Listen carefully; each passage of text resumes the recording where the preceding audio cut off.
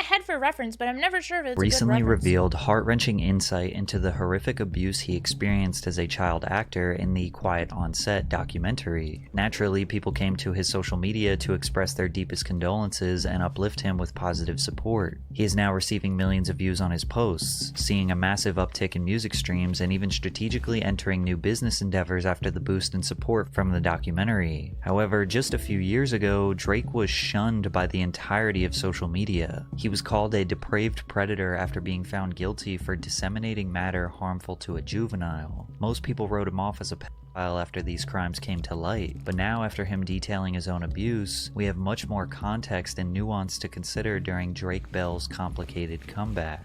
Now, it's important to understand the information that Drake revealed during the Quiet on Set documentary first, as these unfortunate events did occur when Drake was just a child. This information just came to light a little over a month ago, and for the people that watched my Dan Schneider video, you already know this information and it's going to seem repetitive, but it's incredibly relevant to this video. Okay. Drake Bell formed a bond with dialogue coach Brian Peck during the second season of The Amanda Show. Peck, who has no relation to Drake's co-star Josh Peck, would invite Drake to his house for acting lessons. These lessons were supervised by Drake's father, Joe, who was told that Brian Peck was a skilled coach who could help Drake secure more acting opportunities. However, over time, Joe became uncomfortable with their relationship. And unfortunately, I started seeing Brian start to just hang around Drake too much. And it didn't set well with me. Drake would be in the dressing room or something, and in would pop Brian, and just touch Drake.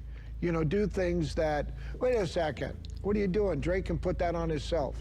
And the thing is, this is in front of people. Joe claims that while his son was in the dressing room, Brian would touch Drake in front of others in ways that made him question Brian's intentions. Joe expressed his concerns with the production personnel and said he was uncomfortable with Brian, only to be called homophobic because of Brian's sexual orientation. Therefore, Joe backed off. Once this got back to Brian, he manipulated Drake into severing ties with his father/manager, suggesting that Joe was sabotaging Drake's career. Peck subsequently integrated himself into multiple areas of Bell's life and became a father figure for the young actor. Eventually, Peck convinces Drake's mother to let him stay at his house during auditions. Then when Drake slept on Brian's couch, the sexual assault started. I was sleeping on the couch where I would usually sleep, and I woke up to him. I just opened my eyes, I woke up, and he was, I felt like mustard would go good. Sexually assaulting me. Why don't you think of the worst stuff that someone can do to somebody as a sexual assault? And that'll answer your question. Drake wouldn't tell anyone for several months. The abuse persisted until Drake began spending more time at a girlfriend's house. One day, when he was supposed to meet with Brian, Drake said he didn't want to hang out. Brian then started calling his phone nonstop. When Drake failed to answer, Brian obsessively started calling his girlfriend's house, which is when the girlfriend's mother suspected something was wrong and took Drake to her family therapist. He later detailed the abuse to his own mother, who called the police. I had to be excruciatingly detailed about every single thing and time that it had happened with two absolute strangers. The worst part was I had to make a phone call to Brian and get him to admit what he'd done. The police monitored a wired phone call with Brian, who broke into a full-on confession that led to his arrest. The investigation was conducted privately, and Bell remained unidentified to the public for several years due to his age at the time. During Brian Peck's trial, numerous prominent figures in the entertainment industry wrote letters of support vouching for his character. Many of them were people that Drake trusted and respected. Brian Peck was convicted of child molestation in 2004, pleading no contest to a charge of oral copulation with a minor under 16 and a charge of performing a lewd act with a 14 or 15-year-old. He spent only 16 months in prison and was mandated to register as a sex offender, a mere slap on the wrist for such a horrible crime. But Drake remained strong and would go on to star in his own buddy comedy sitcom Drake and Josh, which is what all of us know and love him for today. After the show ended in 2006, Drake Bell seemed to disappear from the spotlight, and that's partially due to the terrible car accident that Drake was in that almost cost him his life. I know if I suffered injuries that bad, I would be searching for a good lawyer. Your injury could be worth millions, and Morgan & Morgan doesn't settle for any lowballs. In the past couple of months, they saw verdicts of $12 million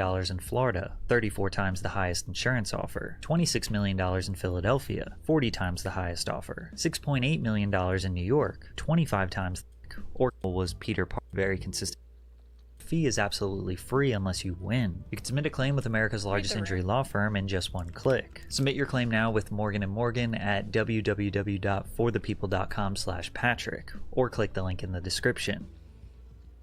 Drake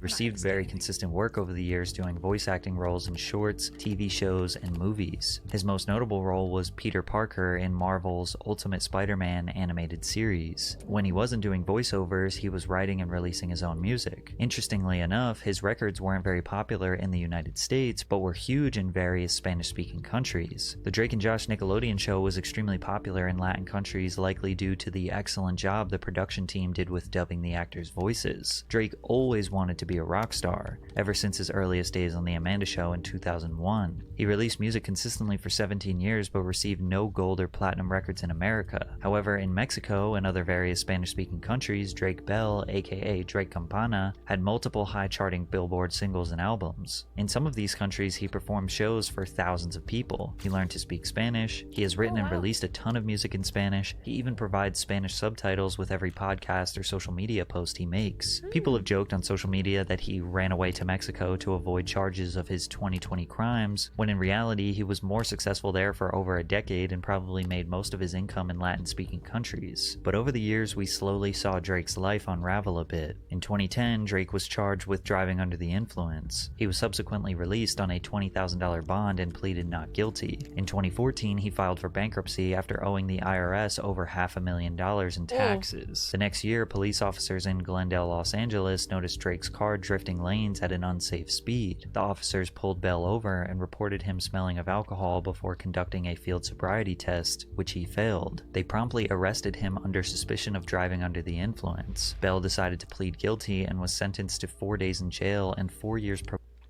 Yo, you can afford an Uber if I can afford an Uber, okay? That's all I gotta say. You can afford an Uber. If I can afford an Uber, anyone can afford an Uber who's a celebrity. There's no more excuse, you know? And you can get nice Ubers now. Uber Black or Uber XL or like all the big Uber. You can get very nice ones that are perfectly fine and respectable.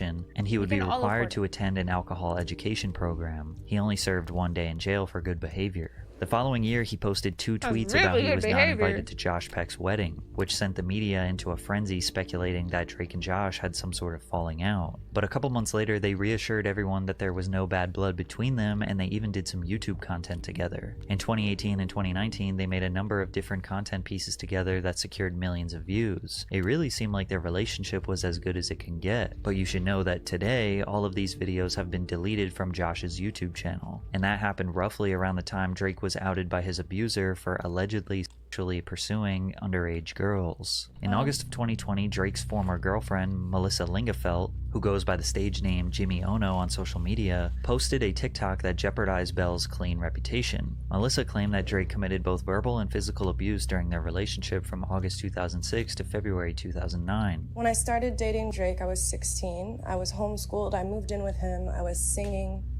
It wasn't until about a year when the verbal abuse started. And when I say verbal abuse, imagine the worst type of verbal abuse you could ever imagine, and that was what I got. It then turned into physical, hitting, throwing, everything. How old was he when she moved in at 16? He dragged me down the stairs of our house in Los Feliz. My face hit every step on the way down. I have photos of this. I don't even want to get into the underage girls thing. I mean, I will, but I'm scared. As if the allegations of physical abuse weren't shocking enough, Melissa hinting that he was somehow involved with underage girls set the internet on fire. Drake vehemently denied ever abusing Melissa. As our relationship ended more than a decade ago, we unfortunately both called each other terrible names, as often happens when couples are breaking up. But that is it. Clearly, Melissa still felt close enough to me just last year that she was comfortable reaching out to ask me to provide her with financial support during a tough time, which I did. The public opinion on the situation was split. While many people reacted with empathy and support towards Melissa, recognizing the seriousness of domestic abuse, others were skeptical and expressed doubt about her claims, especially since Melissa failed to provide any concrete evidence against Drake. Plus, Drake made it seem like He was 22, she was 16.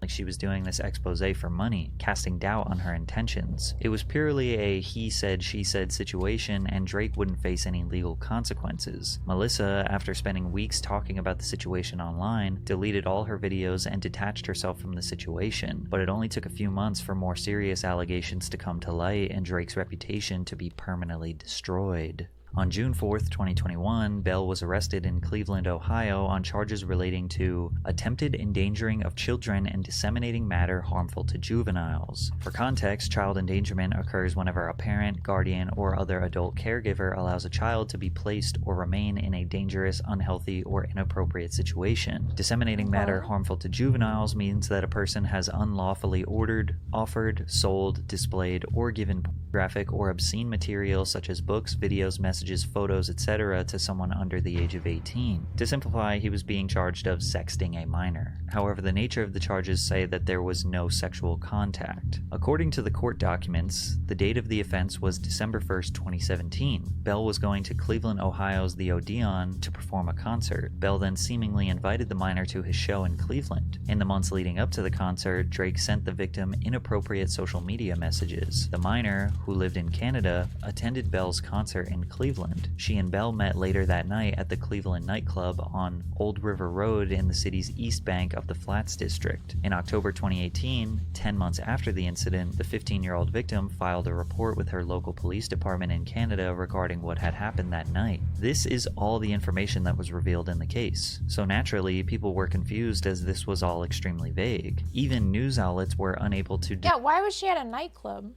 And if you're like telling somebody to meet you at a nightclub, how did this 15-year-old, okay, no, I know. What happened was inappropriate. Where are their parents? I could never leave the country at 15 years old and go to a different country's nightclub. Okay, and I gotta say, my parents, they weren't, like, paying 100% attention all the time. But I could never leave at 15 years old, ever. There's no way. There's no way. Like, what were their parents? What was going on? And the other thing, meeting in a nightclub is, sus, like, because it's like... Was she telling him she was older? What actually happened. Disseminating matter harmful to children. We don't have information on exactly what that is, but you can imagine a relationship between a 15-year-old girl and a 34-year-old man will let you draw your own conclusion. You know? Then his ex Melissa, who accused him of abuse on TikTok 1 year prior, did an exclusive interview with the Daily Beast where she claimed that she observed Bell's inappropriate behavior with minors firsthand. What he's being arrested for right now is a prime example of what I would witness. Him having inappropriate conversations online with underage girls. Melissa said, I saw really questionable, crazy stuff on his computer. The stuff he'd be looking at was effing insane. These statements, combined with the extremely vague court case details, fueled the narrative that Drake was a pedophile. Now, it's important to consider that as soon as the victim reported Drake in October of 2018, Canadian authorities and Cleveland authorities promptly started an investigation. This investigation lasted 18 months, gathering all the evidence, photos, screenshots, and multiple statements from the victim to build a case against Bell. They even gained access to Drake's Instagram, Snapchat, laptops, everything they could. We don't technically know what they found, but whatever it was enough to cause Drake to enter a plea deal instead of going to trial. And on June 23rd, 2021, he pled guilty to attempted child endangerment. So remember, all the details regarding his case were extremely vague, and then on top of that, he pleads guilty. So now everyone in the public is just extra convinced that he is a pedophile, but it somehow got even worse. Whoa. Drake's sentencing was conducted over Zoom and then posted on YouTube. During this sentencing, the victim made an impact statement, which is essentially their opportunity to talk directly to the defendant and the judge to express their thoughts and emotions about the crime. This was the very first time anyone had heard the details of the alleged crimes that took place, but during the impact statement, putting the impact statement of an underage kid on social media is actually really crazy. You know?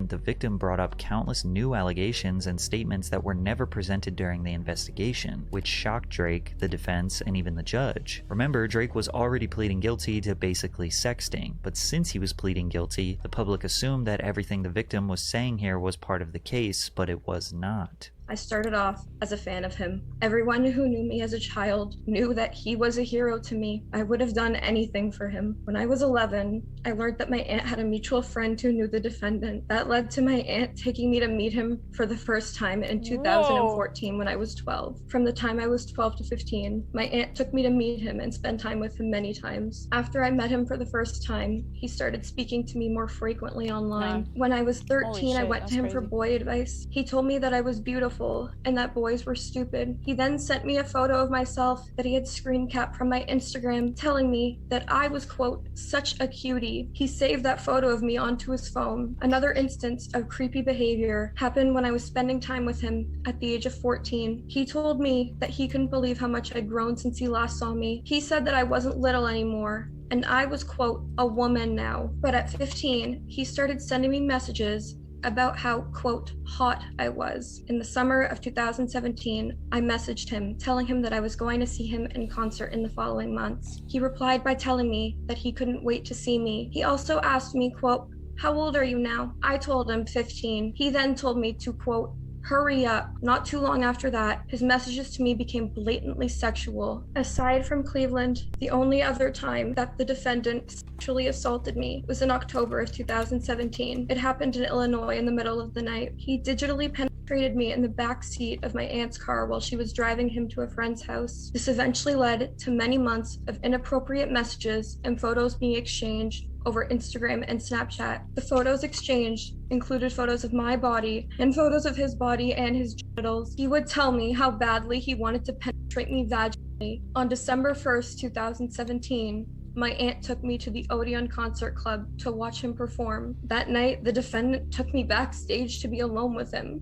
He started kissing me, and the night ended in him having me perform oral sex on him twice. The next incident happened on December 2nd, 2017. While I was alone with him in his hotel room, he had talked to me about seeing me one last time before we all left Cleveland and went home. So we went to his hotel to say goodbye. In his hotel room, he started kissing me and had me perform oral sex on him again. My aunt was right outside the room waiting in the hallway while this was happening. She trusted him and never thought that he would ever do anything to hurt me. The sexual messages continued for a while after that until I eventually put a stop to them. He ignored me for many days at first. Eventually, he tried apologizing to me for, quote, breaking my heart, but deleted those messages quickly afterward. He preyed on me and sexually abused me. He is a monster and a danger to children. Jared Drake Bell is a pedophile, and that is his legacy. People picked apart Drake's body language and pointed out that he was laughing, smirking, and shocked. But nobody mentioned that a lot of what the victim was saying here were new allegations that nobody in the court ever heard before. Specifically, the allegations that he forced the girl to give him oral and the allegation that he sent nude photos. The defense and the court both confirmed with evidence that no such sexual advances were made. Otherwise, the charges would have been more severe. He did not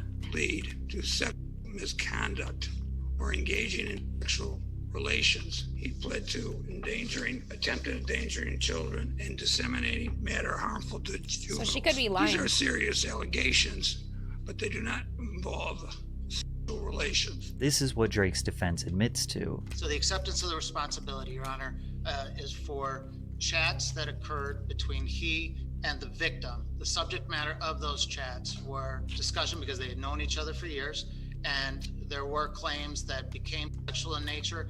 When asked, however, at what point... yeah, why is she bringing this up now? This is weird. Excuse me. At that point, he said, can you hurry up? Which shows a complete intent not to engage with a minor. So, however, those chats, harmful as they were, clearly harmed this person at that time. They were sexual in nature. Those were, yes. Thank you. They certainly, however, Your Honor, did not mimic any of the factual scenarios that the victim has brought up here today. And again, I have to emphasize the fact that once the age was known, that terminated at that point, saying hurry up. with the age. But I will say this: at the start, he may not have known. He did learn of the age. At a okay, later but time. maybe That's why he's accepting the plea. Basically, Drake admits to conversing with a minor. Maybe don't talk to minors. You know, this is just my own personal idea. Maybe just don't fucking talk to minors. Don't be doing that. Don't be sexual to minors. Don't be flirty with minors. You know, just don't be weird. Yeah. For years, even though he says he didn't know her age. Those conversations eventually turned sexual. Then when he asked for her age, she told him 15 and he said hurry up, then stopped all communication. When Drake stopped conversing with her, they claimed that flipped the young girl's world upside down and she started going after Drake's wife and threatening to expose him. They basically paint her as a crazy, obsessed, and jealous fan, which we don't really know if that's true or not. We can't say the victim is lying, and we don't know what evidence was found during the investigation because almost none of it was revealed to the public. But we do know she was bringing up new allegations in her impact statement that she did not formally bring up during the 18-month investigation. Okay, therefore, if you don't they bring it cannot up be during the legally considered investigation, during that's sentencing. crazy. It's up for you to decide. No, that's weird. You can't do that. If I could just start making up shit about you. I could be like, Gator Creeper was a real creep to me. Gator Creeper's like, oh, yeah, yo, no, I wasn't. Yeah, now you see it is weird. She was just an obsessed fan that was jealous and trying to ruin his reputation, or if she is actually a victim of a corrupt legal system. Bell was sentenced to 2 years probation, 200 hours of community service in California, and cannot have any contact with the victim. He was not required to register as a sex offender. At the time, the public looked at Drake as a pedophile who got off with a slap on the wrist. Drake tried countless times to proclaim his innocence, but it didn't work. They claimed he fled to Mexico to avoid punishment when we established before that his career had always thrived in Mexico. Shortly after the sentencing, Josh Peck went on multiple podcasts claiming that him and Drake were never friends, and that they didn't really know each other off set. They were just co-workers who went their separate ways. And when I did my own research into the story, it seemed like a bold-faced lie, and Josh was trying to separate himself from Drake to avoid backlash. From there, Drake's life began lying spiraling about that out is of also stupid. If your friend does something fucked up, and then you're like, okay, well, I don't fuck with him anymore. It doesn't mean if your friend robs a bank, it doesn't mean you robbed the bank. You know, it doesn't mean you were culpable in the bank robbery. You know? Control. On December 7th, 2022, eyewitnesses caught Drake in the driver's seat of his car inhaling a substance out of balloons while his toddler son and wife were in the back seat. The very next day, another eyewitness report captured him outside of a vape shop inhaling a blue balloon with his child in the back seat. At the time, Bell was still on probation for attempted child endangerment and was seemingly engaging in a... This guy's got a helium addiction.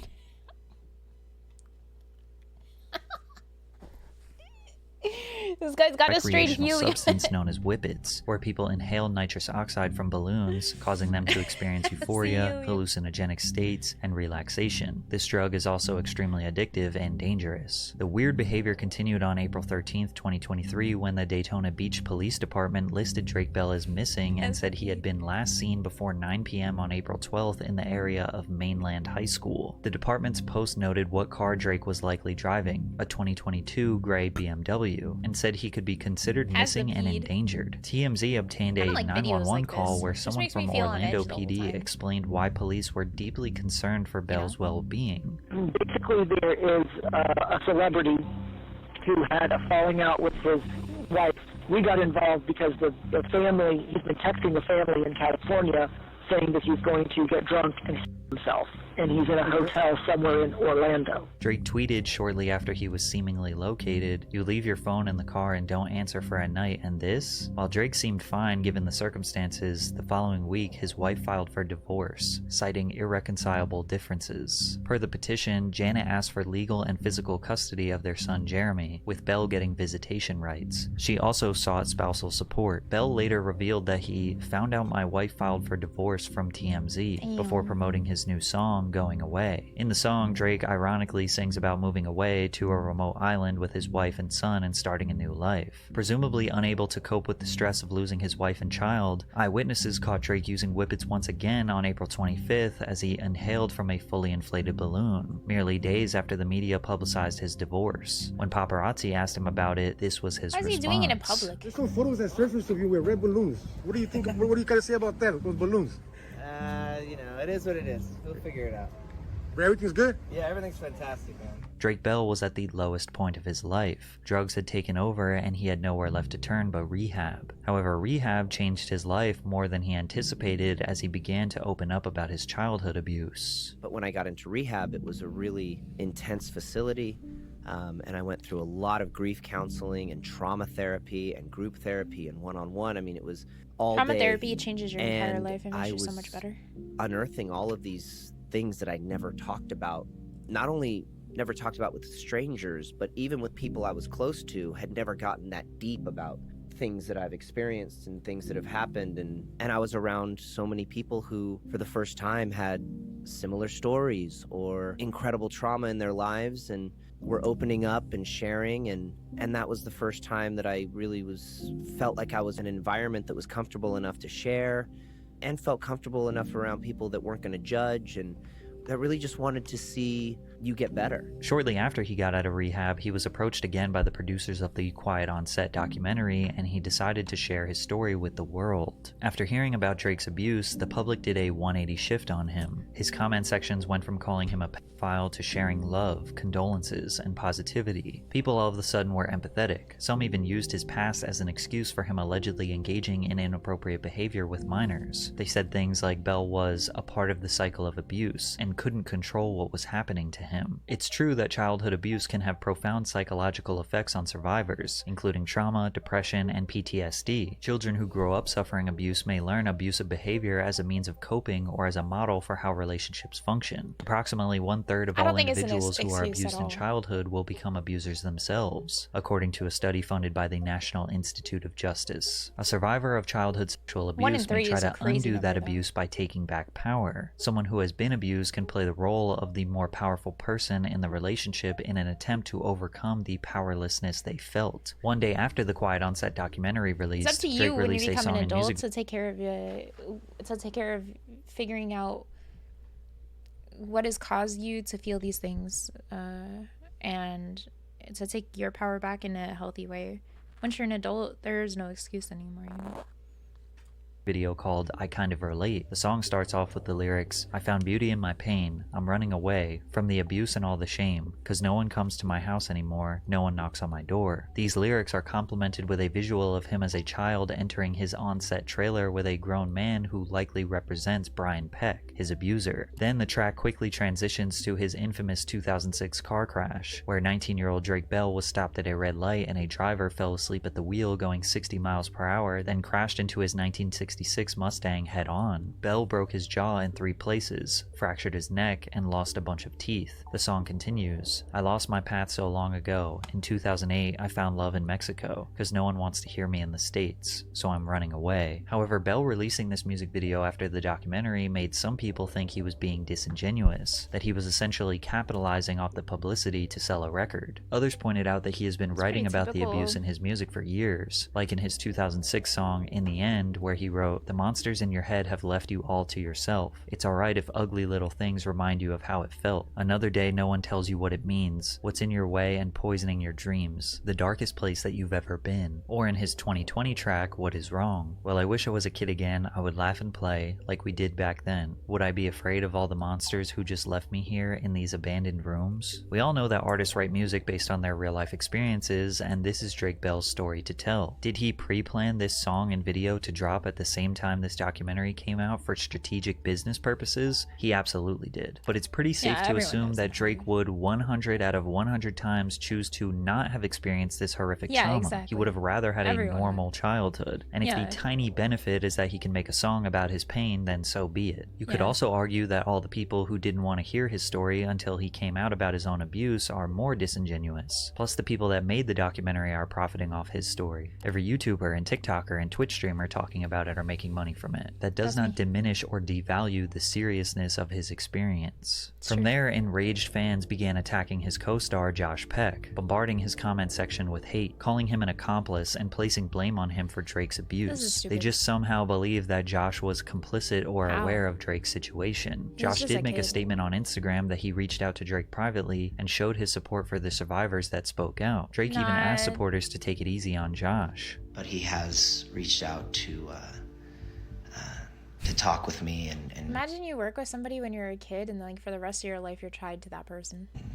Help me work through this and has been really, really great. So I just wanted to let you guys know that and to take it a little easy on him. Drake asking people to give Josh grace is especially profound considering Josh threw him under the bus when Drake's allegations came to light. But Josh wasn't the only one receiving attacks. Fans went as far as attacking both of Drake's previous accusers, sending them threats and claiming that they were liars trying to use Bell for publicity. After Quiet on Set, many die-hard Drake Bell fans seem to think that he is 100% innocent, but the reality is that two things can be true at the same time. Drake can be a victim and a predator. It's okay to be empathetic and understanding towards Drake the child while also holding Drake the adult accountable for previous actions. Understanding all the context in this type of situation is important to prevent it from happening again. Nothing is ever black and white in this world. Just don't sext minors.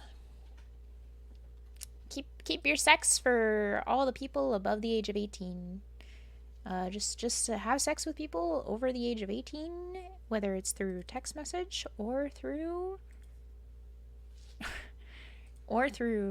voice message or through video message or through reality. All right, even VR. Just let's all make sure everyone's over the age of 18.